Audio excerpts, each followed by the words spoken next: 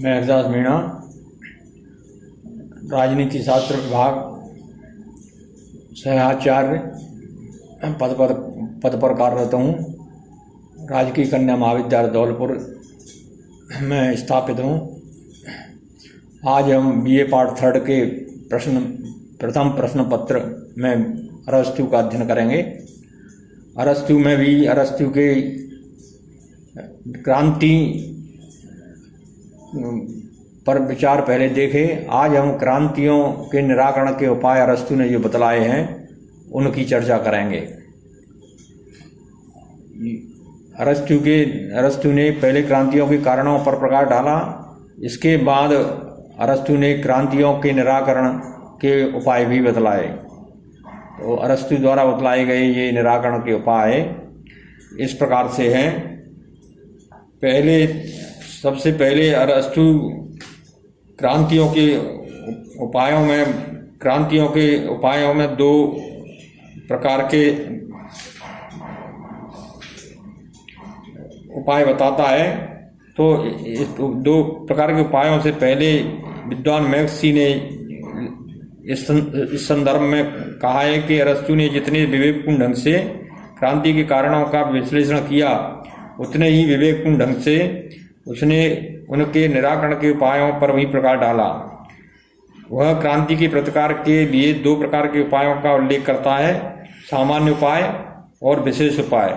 सामान्य उपाय क्रांति के प्रतिकार करने के जो सामान्य उपाय हैं वे सभी प्रकार के शासन व्यवस्थाओं में क्रांति को रोकने में सक्षम होते हैं, और विशेष उपाय में उसने विशेष प्रकार की शासन व्यवस्थाओं से संबंधित निराकरण के उपाय बतलाए हैं। तो वे उपाय विशेष प्रकार की शासन व्यवस्था में ही कारगर सिद्ध होते हैं। अब अरस्तु ने क्रांति के सामान्य उपाय में इस प्रकार से उपाय बतलाए हैं। नंबर पहला, शासक और शासित में सद्भावनापूर्ण संबंध बनाए रखना। अरस्तु के अनुसार क्रांति के प्रतिकार का सबसे प्रमुख उपाय यही हो सकता है कि शासक और शासित में सद्भावनापूर्ण संबंधों को बनाए रखा जाना चाहिए।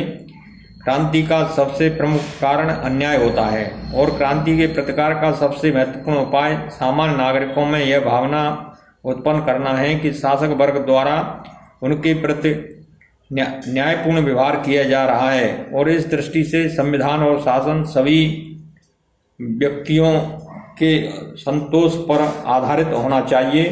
सभी व्यक्तियों को उच्च पदों के लिए समान अवसर प्राप्त होने चाहिए। संक्षेप में ऐसे वातावरण की सृष्टि की जानी चाहिए जिसमें प्रत्येक व्यक्ति यह अनुभव करे कि उसे उसका उचित अंश प्राप्त हो रहा है। दूसरा उपाय बताता है नागरिकों को संविधान की भावना के अनुरूप शिक्षित करना। क्रांति के प्रतिकार के लिए नागरिकों को संविधान की आत्मा के अनुरूप शिक्षित किया जाना चाहिए।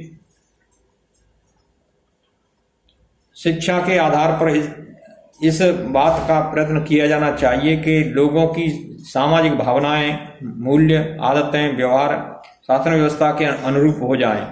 शिक्षा के आधार पर ही नागरिकों में शिक्षा, देशभक्ति और निस्वार्थता की भावनाओं का संचार किया जा सकता है। अरस्तु ने इस उपाय पर बहुत अधिक बल दिया।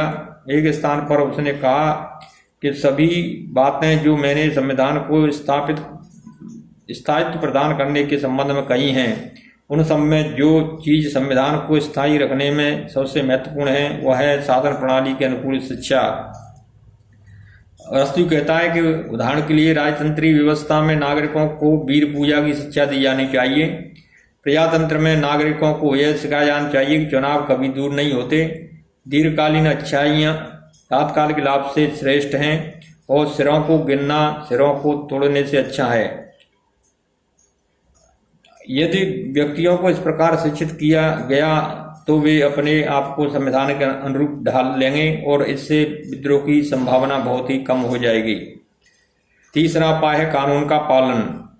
राज्य के स्थायित्व के लिए आवश्यक है कि कानून का पालन व्यक्तियों के स्वभाव का एक अंग बन जाए। नागरिकों के हृदय में कानून के प्रति निष्ठा उत्पन्न की जानी चाहिए। कानून के छोटे से छोटे उल्लंघन पर सरकार को सजग होकर कठोर रुख अपनाना चाहिए। और किसी भी रूप में कानून की अवहेलना की स्थिति को सहन नहीं किया जाना चाहिए। इस संबंध में अरस्तु ने कहा है कि जिस प्रकार निरंतर उत्पन्न होने वाले छोटे छोटे खर्चे सारे धन को खा जाते हैं, उसी प्रकार कानून के उल्लंघन की भावना अज्ञात रूप में प्रवेश कर जाने पर राज्य को नष्ट कर देती है। इस अगला उपाय बताया है राजनीतिक सत्ता पर एकाधिकार नहीं। अरस्तु कहता है कि राज्य की सत्ता पर एकाधिकार सामान्य जनता में असंतोष को जन्म देता है। अतः राजनीतिक सत्ता पर एक व्यक्ति या एक वर्ग का एकाधिकार नहीं होना चाहिए और राज्य में सभी व्यक्तियों वर्गों को उसका उचित अंश प्रदान किया जाना चाहिए। इस संबंध में अरस्तु यह सुझाव देता है कि राज्य के अधिकारियों का कार्यकाल अधिक नहीं होना चाहिए, जिससे सभी लोगों को बारी बारी से सरकारी पदों पर कार्य करने के अवसर प्राप्त हो सकें। राज्य के पद कुछ परिवारों तक सीमित न रखे जाएं। अरस्तु यह सुझाव देता है कि सम्मान पदों और पुरस्कारों का अधिक से अधिक विस्तृत वितरण किया जाना चाहिए, क्योंकि पदों और सम्मान की असमानताएं विद्रोह के लिए प्रेरित करती हैं। अगला है भ्रष्टाचार रहित शासन। अरस्तु कहता है कि भ्रष्ट शासन अनिवार्य रूप से क्रांति को जन्म देता है। अतः शासन भ्रष्टाचार रहित होना चाहिए और पदाधिकारियों का व्यवहार आचरण संदेह रहित होना चाहिए। सर्वसाधारण को जो बात राज्य व्यवस्था का सबसे अधिक विरोधी बनाती है वह यह कि सार्वजनिक धन का गबन और अपव्यय।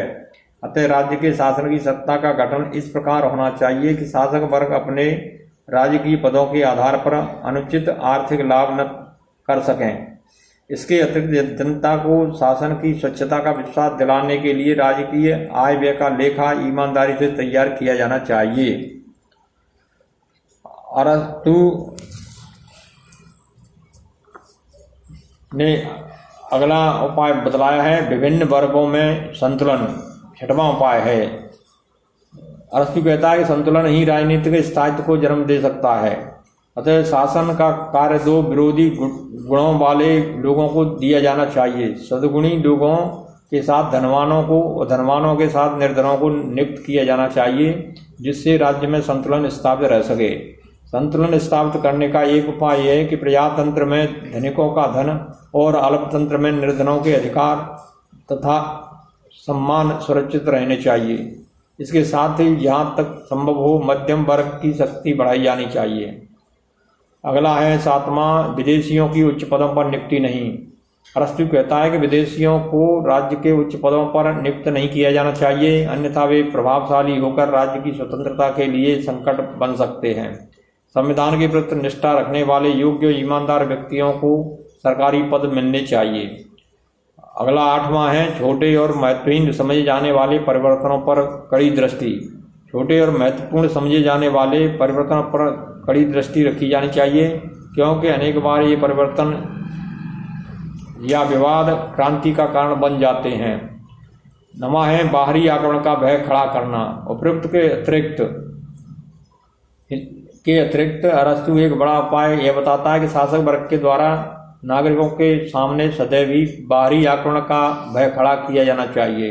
इस भय के आधार पर नागरिकों के आंतरिक विरोध को शांत कर उनमें एकता और देशभक्ति की भावना का संचार किया जा सकता है और यह स्थिति राजनीतिक स्थायित्व के लिए हितकारी हो सकती है। अरस्तु ने अपनी पुस्तक पॉलिटिक्स में लिखा है कि जिस शासक को राज्य की सुरक्षा की चिंता है उसे बाहरी खतरों का आविष्कार करना चाहिए और दूर के खतरों को निकट लाना चाहिए, जिससे नागरिक रात्रि के पहरेदार की भांति सचेत और चेतन रहें और उनका ध्यान कभी विचलित न हो। तो ये सामान्य उपाय अरस्तु बताता है। अब इसके बाद वह विशेष प्रकार की शासन व्यवस्थाओं से संबंधित उपाय निराकरण के उपाय बताता है। इनको विशेष उपाय कहता है कि ये विशेष प्रकार की शासन व्यवस्था में ही काम आ सकते हैं। अरस्तु के अनुसार क्रांति के प्रतिकार हेतु सामान्य उपाय सुझाने के बाद अरस्तु विभिन्न शासन व्यवस्थाओं में परिवर्तन लाने वाले विशेष कारणों को दृष्टि में रखते हुए विशेष उपायों का उल्लेख करता है। उसके अनुसार मिश्रित संविधानों में राजनीतिक परिवर्तन की दिशा में काम करने वाली सभी स्थितियों पर सावधानी पूर्वक दृष्टि रखी जानी चाहिए। वो कहता है कि कुलीन तंत्र और वर्ग तंत्र में निम्न वर्ग के साथ अच्छा व्यवहार किया जाना चाहिए और विशेष वर्गों में प्रजातांत्रिक समानता के सिद्धांत का पालन किया जाना चाहिए। वर्ग तंत्र में सामान्य प्रशासनिक कार्य निर्धन वर्ग के व्यक्तियों को सौंपे जाने चाहिए, जिससे वर्गीय असंतोष की भावना उत्पन्न न हो। प्रजातंत्र में धनिकों को उनकी संपत्ति की रक्षा का आश्वासन प्राप्त होना चाहिए एवं निर्धनों के अधिकार सुरक्षित किए जाने चाहिए।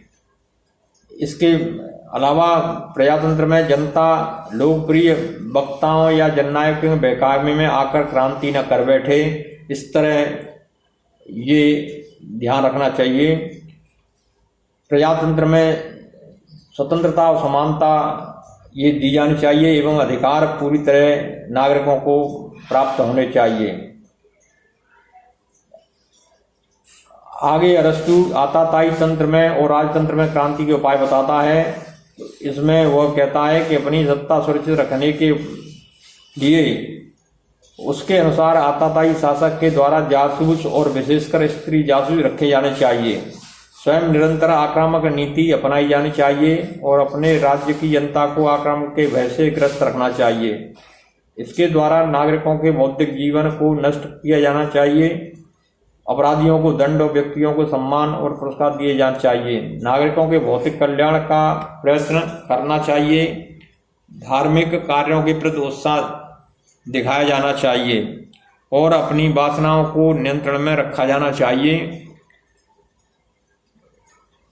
इस प्रकार अरस्तु ने ये भिन्न भिन्न प्रकार के उपाय बतलाए, किंतु कुछ आलोचकों का कहना है कि अरस्तु ने निम्न कोटि की शासन व्यवस्थाओं निरंकुश शासन को भी स्थायी बनाने के सुझाव दिए हैं। जिन साधनों का प्रयोग करने को कहा है वे पूर्ण अनैतिक हैं।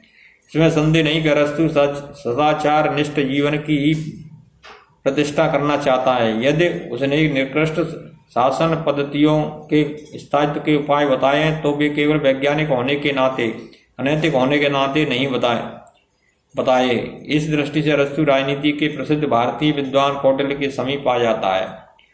इस प्रकार से अरस्तु का क्रांतियों का विवेचन इतना सुंदर, प्रामाणिक और विशद है कि इसके संबंध में मैक्सी जैसा विद्वान कहता है कि राजनीति विज्ञान क्रांति रूपी विष का प्रतिकार करने के लिए इससे अधिक विश्वसनीय उपायों का निर्देश नहीं कर सकते।